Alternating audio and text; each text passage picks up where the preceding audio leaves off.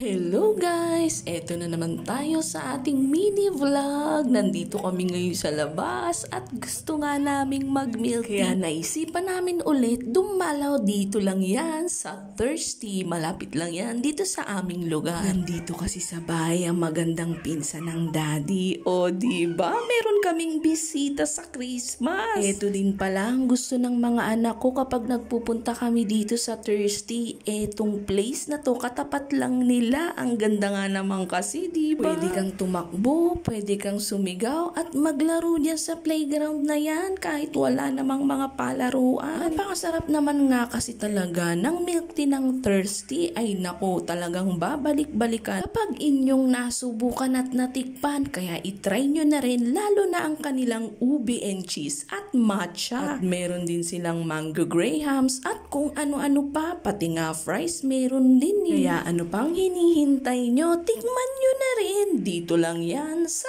Thirsty. Maraming salamat guys sa inyong panonood at sa walang sawang suporta. Follow for more. Sa transmission kaya yun? Transmission? Oo. Fluid.